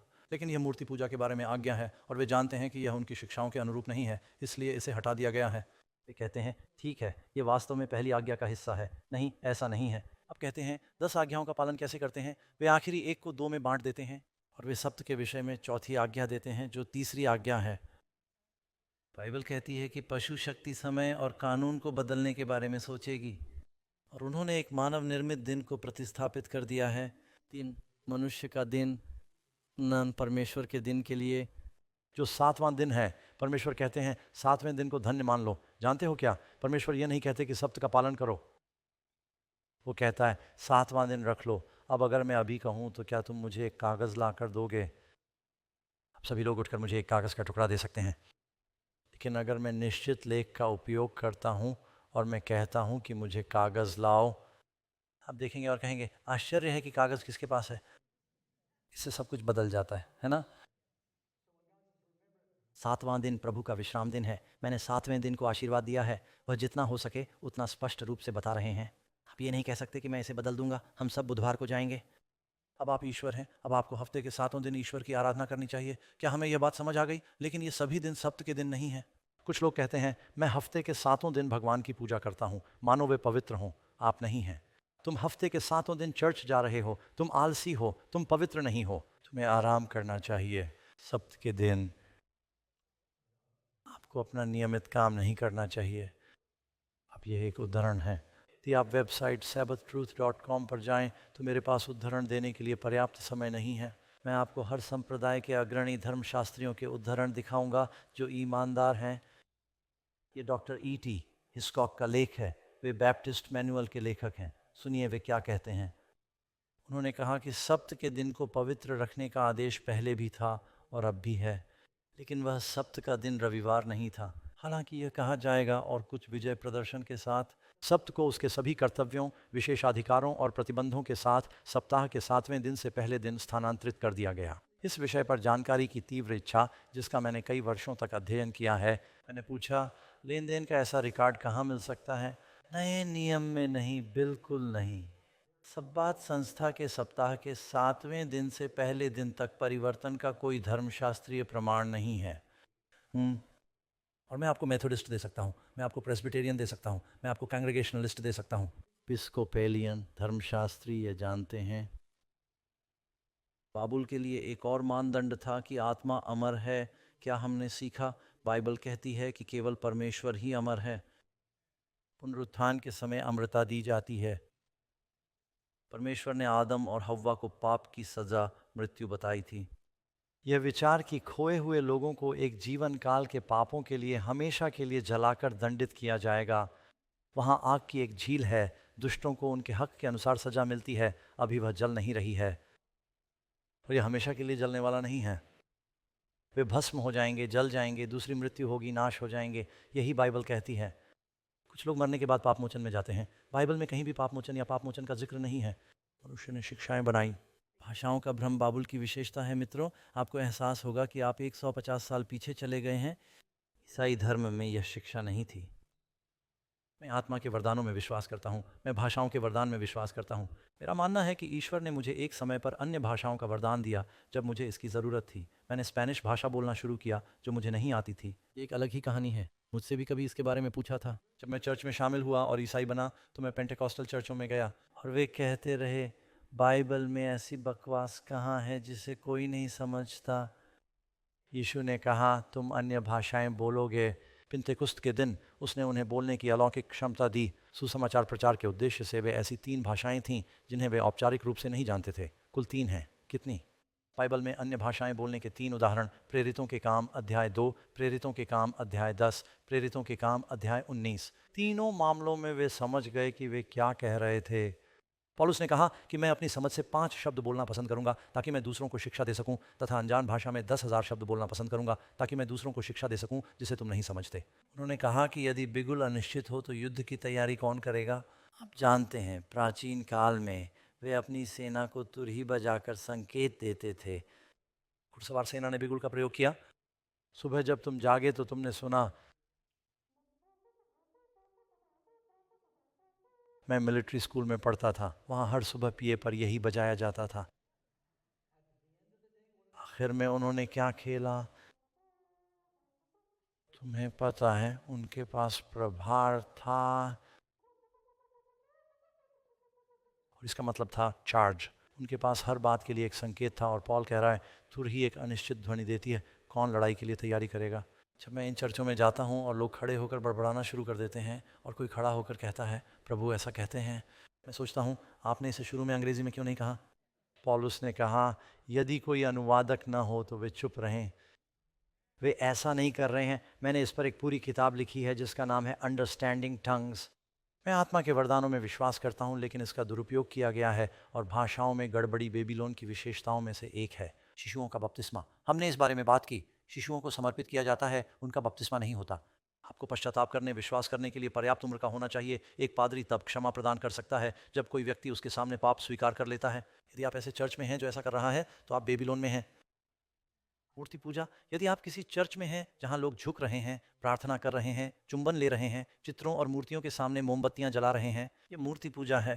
तुम्हें कोई भी मूर्ति नहीं बनानी चाहिए, तुम्हें यह पता है। मैं जल्दी जल्दी जा रहा हूँ। मसीह के अलावा किसी और इंसान ने कभी पाप नहीं किया। वे कहते हैं कि मरियम निष्पाप थी। वे इसे बेदा का गर्भधारण कहते हैं। बाइबल ऐसा नहीं सिखाती। वे मरियम को त्रिदेव के बजाय ईश्वर बना देते हैं। पवित्र चौकड़ी है, बाइबल ऐसा नहीं सिखाती।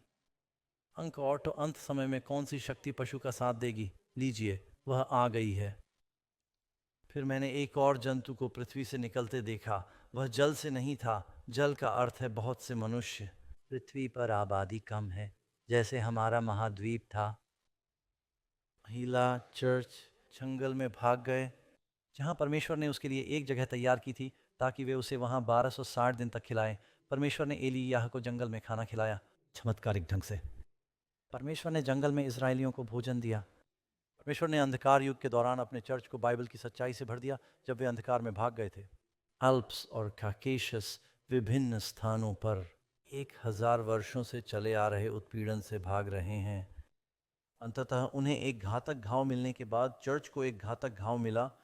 उन्हें एक बिल्कुल नया देश मिला और तीर्थयात्री आए, और प्यूरिटन इसलिए आए ताकि वे धर्म की स्वतंत्रता का पालन कर सकें। अजगर ने उस स्त्री को सताया जिसने पुरुष बच्चे को जन्म दिया था, परंतु पृथ्वी ने स्त्री की सहायता की।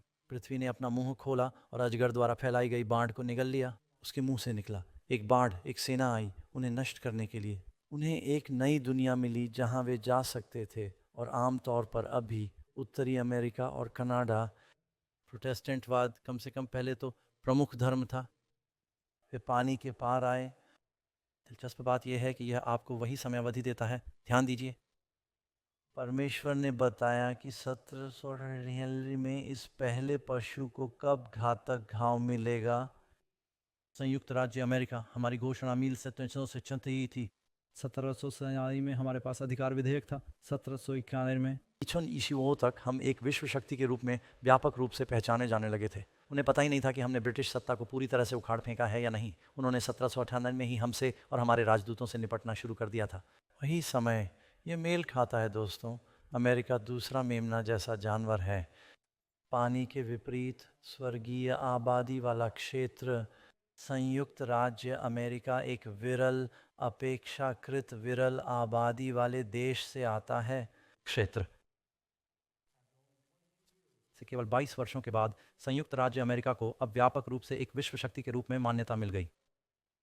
पहले ये ब्रिटेन का एक क्षेत्र था।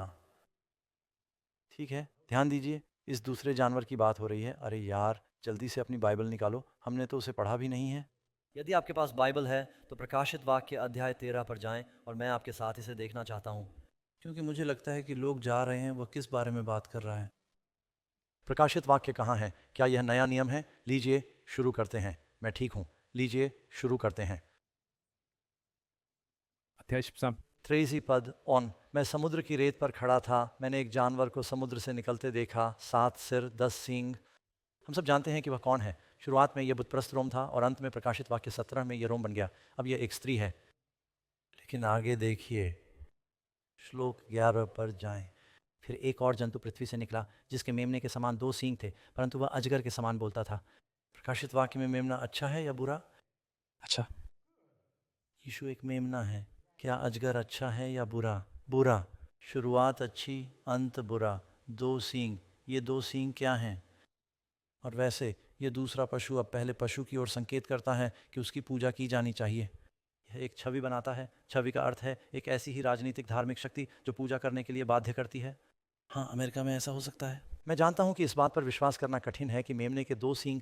हमारे पास एक ऐसा धर्म था जिसमें कोई पोप नहीं था। हमारे पास बिना राजा वाली सरकार थी। पूजा अर्चना की आज़ादी थी। जनता द्वारा चुनी हुई सरकार थी। कोली की तरह ऊपर आता है और उड़ जाता है। यह समय अवधि भी दिलचस्प है। मई 1798 में जब पोप को गिरफ्तार किया गया तो उन्हें एक घातक घाव मिला। उनका निर्बाध नेतृत्व नष्ट हो गया। तब यूरोप में कौन दुनिया पर राज कर रहा था? नेपोलियन। अनुमान लगाइए कि थॉमस जेफरसन को अमेरिका का 1/3 हिस्सा किसने बेचा? इसे लुइसियाना खरीद कहा जाता है।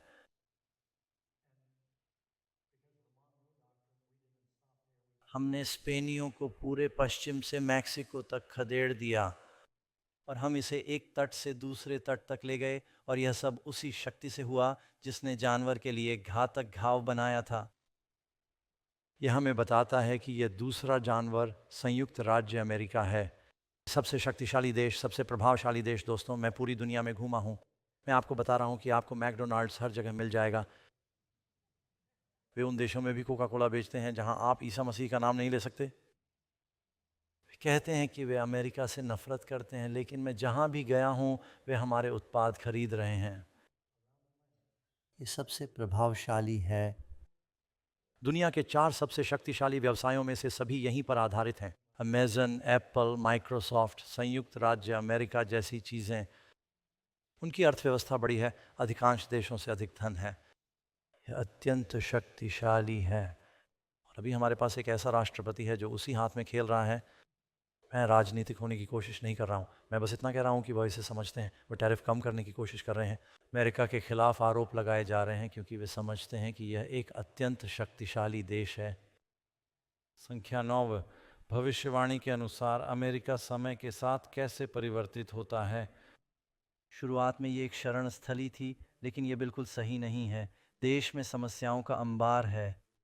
मेरा मतलब है, आप जानते हैं, कुछ शुरुआती बस्तियां। क्या आप जानते हैं कि पहला कम्युनिस्ट देश कौन सा था? अमेरिकी समाजवाद। उन्होंने यह कहने की कोशिश की कि सब कुछ हर किसी का है, बसने वालों का। प्यूरिटन। वे लगभग भूख से मर गए। उनमें से आधे तो पहले कुछ सालों में ही मर गए।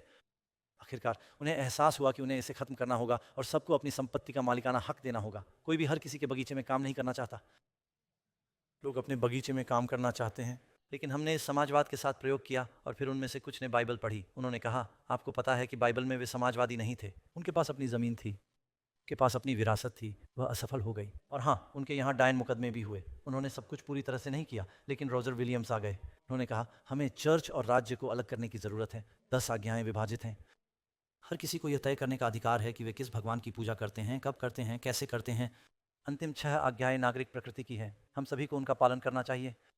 और जब तक हम यह समझते, तब तक सभी लोग रोड आइलैंड चले गए थे और चर्च में विस्फोट हो गया था। मेमने जैसे 2 सींग पर अजगर जैसी बातें कोई देश कैसे बोलता है? जिस तरह से यह कानून बनाता है अपने कानूनों के साथ। हाँ, मुझे यह दिलचस्प लगा कि जब आप बाइसन को देखते हैं, आप सोच रहे होंगे कि जॉन ने जो दर्शन में देखा था उसमें मेमने जैसे 2 सींग थे, लेकिन वह अजगर की तरह बोलता था। केवल अमेरिका में उनके पास लाखों बाइसन थे। उनके पास ये छोटे सींग हैं, लेकिन ठंड के दिनों में जब वे सूंघते हैं तो उनकी नाक से भाप निकलती है। ड्रैगन की तरह भाषण। ड्रैगन की तरह बोलने का मतलब है कि संयुक्त राज्य अमेरिका शैतान के प्रभाव में है, स्वतंत्रता के अपने मूल सिद्धांतों को त्याग देगा।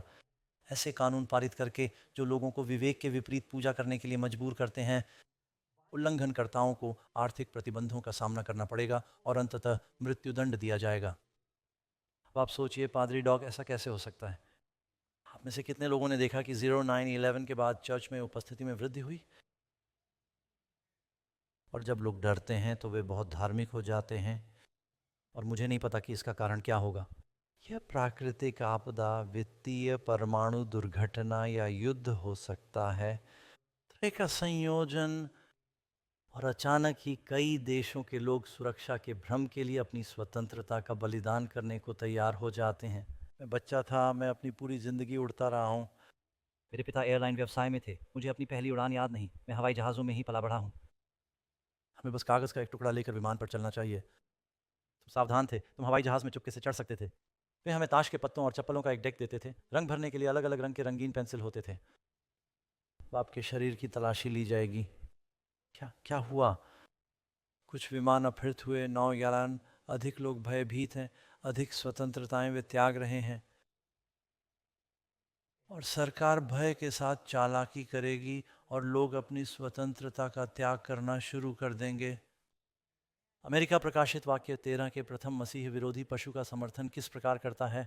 और वह पहले पशु की सारी शक्ति का प्रयोग पहले पशु की उपस्थिति में करता है, ताकि उसमें रहने वाले लोग उस पहले पशु की पूजा करें जिसका घातक घाव ठीक हो गया था, और वह पृथ्वी का कारण बनता है। अन्य किस शक्ति का उस तरह का अंतर्राष्ट्रीय प्रभाव है और वे लोग उस पहले पशु की पूजा करते हैं जिसका घातक घाव ठीक हो गया था? यह पूजा का अनिवार्य रूप है। अमेरिका ने यूरोप में उत्पीड़न से भागना शुरू कर दिया, और ये वास्तव में ऐतिहासिक था जब पोप फ्रांसिस आए और उनका पूरा ध्यान सुपरस्टार की तरह था। वहाँ कैपिटल मॉल के ऊपर वेटिकन ध्वज और अमेरिकी ध्वज एक साथ लहराते हुए दिखाई देंगे। इसमें जानवर की तस्वीर लिखी है ना दिलचस्प?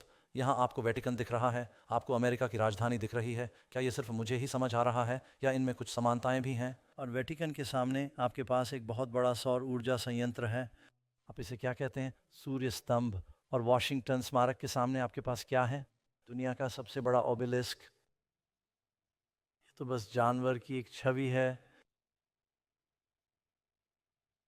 संयुक्त राज्य अमेरिका के संपूर्ण सर्वोच्च न्यायालय में सभी प्रोटेस्टेंट थे, क्योंकि हमने सोचा था कि वे धर्म की स्वतंत्रता के बारे में इन यहूदी ईसाई कानूनों का पालन करेंगे। आज सर्वोच्च न्यायालय में कोई प्रोटेस्टेंट नहीं है। वे सभी हमारे पास हैं। मुझे लगता है बार बार इस रिकॉर्डिंग के समय वहाँ 2 यहूदी हैं और बाकी कैथोलिक हैं। एक का पालन पोषण कैथोलिक परिवार में हुआ था, लेकिन वह एक इवेंजेलिकल चर्च या एपिस्कोपल चर्च में जाता है। और अब इतिहास में पहली बार पोप एक अमेरिकी पोप है। दोस्तों, हम बहुत ही दिलचस्प दौर में जी रहे हैं। नंबर 11, आपने आमीन कहने का एक अच्छा मौका गंवा दिया। अंत समय में कौन सी 3 शक्तियां परमेश्वर के लोगों के विरुद्ध एकजुट होंगी? मैंने 3 अशुद्ध आत्माएं देखी, मेंढक अजगर के मुंह से, पशु के मुंह से और झूठे भविष्यद्वक्ता के मुंह से निकल रहे हैं, और वे पृथ्वी के राजाओं के पास जाते हैं। इसमें अध्यात्मवाद भी शामिल होगा। शैतान मसीह का रूप धारण करने वाला है, और अभी ये एक महान समय होगा। मुझे लगता है कि शैतान अपनी ताकतों को मंच दे रहा है जहाँ वे एक साथ आने वाले हैं, वे शुरू करने वाले हैं। ये विशेष रूप से तब दिखाई देता है जब आप मानते हैं कि लोग मरते हैं और वे सीधे स्वर्ग जाते हैं। प्रसिद्ध पात्र सपनों में बोलना शुरू कर देंगे। राजा शाऊल का क्या हुआ? उसने एक चुड़ैल को देखा जो एक भविष्यवक्ता को वापस ले आई, एक बाइबल का भविष्यवक्ता जिसने उसे धोखा दिया था, और वह एक युद्ध में मारा गया। और जिस प्रकार वह उस युद्ध में मारा गया, उसी प्रकार आर्मागेडन का युद्ध भी होगा। संख्या 12, यह अंत समय गठबंधन कौन से प्रभावी तरीकों का उपयोग करेगा? क्योंकि वे दुष्ट आत्माओं की आत्माएं हैं जो क्या करती हैं? संकेत, जो पृथ्वी और सारे जगत के राजाओं के पास इसलिए जाते हैं कि उन्हें सर्वशक्तिमान परमेश्वर के उस बड़े दिन की लड़ाई के लिए इकट्ठा करें, क्योंकि वह चिन्ह दिखाता है। यहाँ तक कि वह मनुष्यों के देखते आकाश से पृथ्वी पर आग भी बरसा देता है। मुझे यहाँ रुकना चाहिए। आप तो बहुत कुछ कह रहे हैं, मैं घड़ी देख रहा हूँ। आप सब मेरे लिए दुआ करें। क्या आप बाइबल में ऐसी कोई महान कहानी याद कर सकते हैं जिसमें किसी ने प्रार्थना की और स्वर्ग से आग उतरी? एलिय्याह परमेश्वर का भविष्यवक्ता था जिसने यह सिद्ध किया कि परमेश्वर ही सच्चा परमेश्वर था, और सारा राष्ट्र उस सबूत के कारण परिवर्तित हो गया, आग के नीचे आने के उस महान संकेत के कारण। हमें बताता है कि शैतान इस शक्ति का नकली रूप धारण करने जा रहा है। अब वह ऐसा कैसे करेगा? पवित्र आत्मा के नकली रूप से। याद है पिंतेकुस्त के दिन शिष्यों के सिर पर आग की जीभें दिखाई दी थीं? अंतिम दिनों में नकली आग, एक नकली पुनरुद्धार आंदोलन होने जा रहा है। ये बाइबल के विरुद्ध होगा, लेकिन लोग चिन्हों और आश्चर्य कर्मों और चमत्कारों को देखेंगे और लोग हम पर विश्वास नहीं करेंगे। प्रभु कहते हैं वे इस बात पर अधिक ध्यान देंगे कि हर कोई क्या कर रहा है, क्या लोकप्रिय है और क्या प्रभावशाली है, और इसका प्रसारण टेलीविज़न पर किया जाएगा या आपके फ़ोन या आपके सभी डिवाइसों पर दिखाई देगा, और हर कोई कहेगा वाह, यीशु आ गया है। भविष्यवक्ता पुनः प्रकट हो रहे हैं। हम अंतिम दिनों में हैं, और वह केवल एक देश को ही नहीं बल्कि पृथ्वी पर रहने वालों को भी धोखा देता है, उन चिन्हों के द्वारा जिन्हें करने की शक्ति उसे दी गई थी। अब मत्ती 24 में यीशु ने क्या कहा दूसरे आगमन के बारे में बोलते हुए? झूठे मसीह होंगे और झूठे भविष्यद्वक्ता होंगे और लोग धोखा खाएंगे, और ये होने वाला है दोस्तों अंतिम दिनों में। और मुझे बस आपको बताना है दोस्तों, और कभी कभी मेरा दिल टूट जाता है। कुछ अच्छी बातें भी हैं, सच कहूँ तो मैंने आपको बताया था कि मैं उनमें से कुछ को जानता हूँ, मैं उनका दोस्त हूँ। आज मुझे उनमें से कुछ के ईमेल मिले। मुझे नहीं पता कि आप में से किसी ने अमेजिंग फैक्ट्स का प्रसारण देखा या नहीं। फॉक्स नेटवर्क पर the fall and rise of Jerusalem नामक किताब बांट रहे हैं। मुझे लगता है कि कुछ लोगों ने ऐसा देखा है, और मेरे कुछ मित्र आज मुझे ईमेल कर रहे थे। दूसरे धर्मों में भी कुछ अच्छे लोग हैं और मैं उनसे बात करूंगा। वे जानते हैं कि मैं कौन हूँ, वे जानते हैं कि मैं क्या मानता हूँ। अलग अलग सम्मेलनों में निजी तौर पर मेरे पास आते रहे हैं। जब तक वे खोद न लें किसी को मत बताना, लेकिन मैं भी आपकी तरह नरक पर विश्वास करता हूँ। मुझे बैप्टिस्ट पादरियों से फ़ोन कॉल आए हैं। पादरी डॉग, कोविड के दौरान मैं और मेरी पत्नी आपके अध्ययन पर लगातार नज़र रख रहे थे। हमें नहीं पता कि क्या करना है, लेकिन हमारा मानना है कि आप बिल्कुल सही हैं। इन चर्चों में अच्छे लोग हैं जो कोई रुख अपनाने के लिए तैयार हैं, और आपको एक बड़ा बदलाव देखने को मिलेगा और कुछ घटित होगा। वे ज़रूर आएंगे। लेकिन कुछ धोखेबाज लोग हैं जो लोगों को लूट रहे हैं। वे जो कर रहे हैं वह बिल्कुल शैतानी है। जैसा कि आप कह सकते हैं, लोगों का फ़ायदा उठाना और भेड़ों को लूटना। और वे तो बस भेड़िए हैं जो झूठे सिद्धांतों, नकली चिन्हों और अद्भुत कामों से लोगों को धोखा दे रहे हैं। तो दूसरे स्वर्गदूत का संदेश, बाबुल गिर गया। हे मेरे लोगों, उसमें से निकल आओ। भगवान के पास अच्छे लोग हैं। मैं आप में से जो लोग देख रहे हैं उनके लिए भी यही कह रहा हूँ। मैं आशा करता हूँ कि पवित्र आत्मा आपसे जहाँ आप हैं और यहाँ भी बात करेगी। यीशु के आने से पहले वह अपने लोगों को एक साथ बुला रहा है। वह कहता है, मेरी और भी भेड़ें हैं जो इस भेड़शाला की नहीं, मुझे उन्हें भी बुलाना है। यूहन्ना अध्याय 10। वे कितनी होंगी? तः सातु चरवाहा, सातु प्रभु, सातु विश्वास, सातु बपतिस्मा। जब यीशु वापस आएगा तो उसका चर्च खंडित और बिखरा हुआ नहीं होगा। ध्रुवीकरण होने वाला है। या तो आप पर जानवर का निशान होगा या भगवान की मुहर। कल सुबह देखना मत भूलना। हम बहुत स्पष्ट रूप से बताएंगे कि वह क्या है। आप ये भी देखना चाहेंगे कि आप हमारी दोपहर की प्रस्तुति द अनसिंकेबल शिप से प्रेरित होंगे। आप में से जो लोग आ पाएंगे, मुझे पता है कि उन्हें इससे आशीर्वाद मिलेगा, लेकिन मैं नहीं चाहता कि आप धोखा खाएं। यदि आप ऐसे चर्च में हैं जो इन झूठे सिद्धांतों में से एक सिखा रहा है और मैंने उन सभी को कवर नहीं किया है, तो आप बेबीलोन में हैं। परमेश्वर चाहता है कि आप बाहर आएं और उसके बचे हुए समूह में आएं। उसके पास लोग हैं, उसका एक चर्च है, ये दुनिया भर में बढ़ रहा है। मैं पूरे दिल से विश्वास करता हूँ कि 7वें दिन का एडवेंटिस्ट चर्च भविष्यवाणी का अंतिम आंदोलन है। ये सिर्फ एक चर्च नहीं है, ये एक आंदोलन है जो पूरी दुनिया में फैल रहा है। कैथोलिकों के बाद यहाँ सबसे बड़ी शिक्षा व्यवस्था है। प्रोटेस्टेंटों की संख्या सबसे ज़्यादा है। चिकित्सा सेवा भी है। वे मिशनरी कार्य भी कर रहे हैं। वे सुसमाचार सिखा रहे हैं और लोग आ रहे हैं क्योंकि वे बाइबल की ओर लौट रहे हैं। ये बढ़ेगा और बढ़ेगा। नकली उत्पादों का पुनरुत्थान होगा। इससे बहुत से लोग भ्रमित हो जाएंगे और पूरी दुनिया हिल जाएगी। लेकिन भगवान ने आपको यह संदेश भेजा है क्योंकि वह चाहते हैं कि आप निर्णय लें। प्रश्न शिप्साम। परमेश्वर के अंतिम समय के लोगों को धोखा खाने से क्या रोकेगा? उत्तर, व्यवस्था और गवाही के अनुसार बातें करो। यदि वे इस वचन के अनुसार बातें नहीं करते तो इसका अर्थ यह है कि उनमें प्रकाश नहीं है। मित्रों, हमें जो विश्वास करना है उसे इस बात पर आधारित करना होगा कि प्रभु ऐसा कहता है। कानून बनेंगे और हमें निर्णय लेना होगा। मुझे लगता है कि हम सभी जानते हैं कि सरकार के पास आपकी खरीद और बिक्री को नियंत्रित करने की शक्ति है। आप में से कितने लोग अब डिजिटल माध्यम से बैंकिंग करते हैं? और अब आओ। और आप क्रेडिट कार्ड का इस्तेमाल करते हैं। आप में से कुछ लोगों ने लंबे समय से नकदी नहीं निकाली है। खरीद बिक्री पर नियंत्रण रखना आसान हो जाएगा, हम वो जानते हैं। और यदि आप सहयोग नहीं करते हैं और जब और जहां वे आपको बताते हैं आप चर्च में नहीं आते हैं क्योंकि वहां महामारी और उत्पीड़न होगा, तो वे कहेंगे अंततः मृत्यु का फरमान जारी होगा। परमेश्वर अपने लोगों को वचन के लिए एक साथ बुला रहा है और आप आज रात उस संदेश को सुन रहे हैं। और ये कहता है, यदि कोई मनुष्य उस पशु की मूरत की पूजा करे, ईश्वर का प्रकोप भड़कने वाला है। दोस्तों, हमने यह बिल्कुल स्पष्ट कर दिया है। कल सुबह मिस, लेकिन मैं आपको आज रात जवाब देने का मौका देना चाहता हूँ। यदि पवित्र आत्मा तुमसे बात कर रही है और तुम जानते हो कि मैं तुमसे सच कह रहा हूँ, आप उस विश्वास की ओर लौटना चाहते हैं जो एक बार संतों को दिया गया था। मैंने प्रोटेस्टेंट इतिहास के जिन महान प्रचारकों को उद्धृत किया है, वे वही बात कह रहे थे जो मैं कह रहा हूँ। कृपया अपने कार्ड पर अपना नाम लिखें और मैं आपके साथ प्रश्नों पर शीघ्रता से विचार करना चाहता हूँ। सबसे पहले वहाँ एक सुरक्षा संदूक है, एक दरवाज़ा है, एक चरवाहा है, यीशु ही दरवाज़ा है। यदि आप ये कहना चाहते हैं कि मैंने यीशु को अपना निजी उद्धारकर्ता स्वीकार कर लिया है, तो आज रात ऐसा करें। तुम जैसे हो वैसे ही उसके पास आओ और वह तुम्हें स्वीकार करेगा, वह तुम्हें त्यागेगा नहीं। प्रश्न संख्या 2। मैं बाइबल से देख सकता हूं कि इन अंतिम दिनों में परमेश्वर के पास बचे हुए लोग हैं।